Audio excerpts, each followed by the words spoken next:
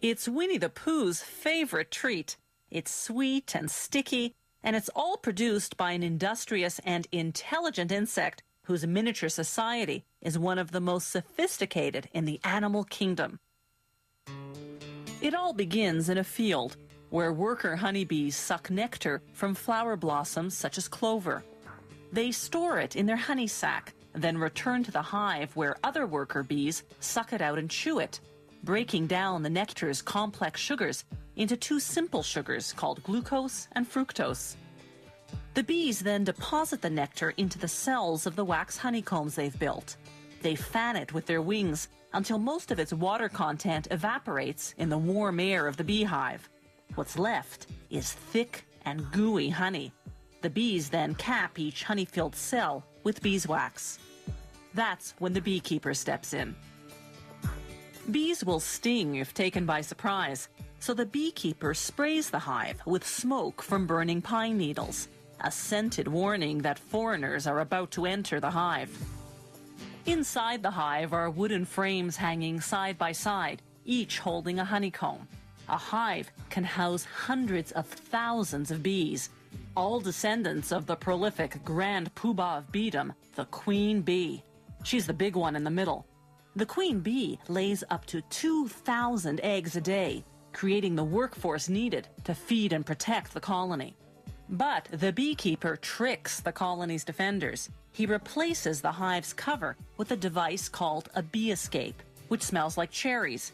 Bees dislike the scent, so most fly to the bottom sections of the hive. Another warning spray, and the beekeeper removes the bee escape. Now he can escape with the honeycombs.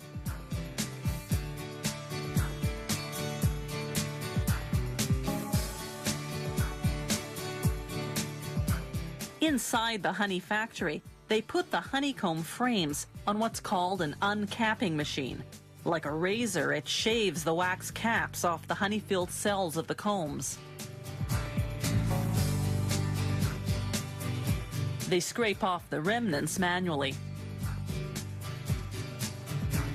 Then they set the frames on another machine called a honey extractor. It spins the honeycombs until all the honey is forced out of the cells. Afterwards, they filter the honey to remove any pieces of wax capping that slip through. Then, the honey is ready for bottling. Some beehives contain smaller frames designed to produce honey that isn't extracted from the honeycomb. Workers remove the frame and cut the honeycomb into pieces as is with a heated knife. That seals the wax around the honey inside.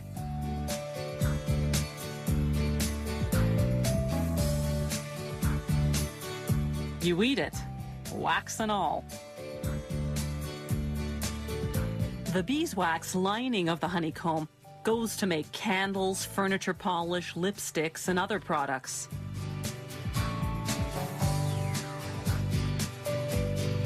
When producers have more liquid honey than they can sell, they simply let it granulate, develop sugar crystals, and turn hard and white.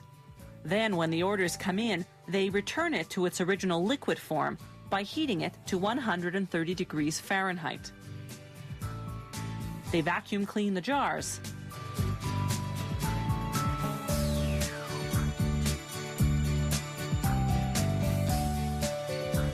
Then fill them. One beehive can yield up to 7 pounds of honey in a single day. That's much more than the bees need for themselves. The surplus is what we end up eating.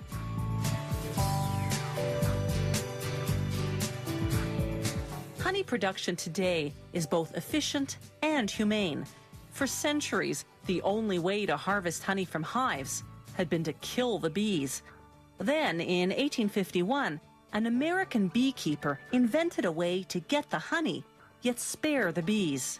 His method, with the removable honeycomb frames, is the one we still use today.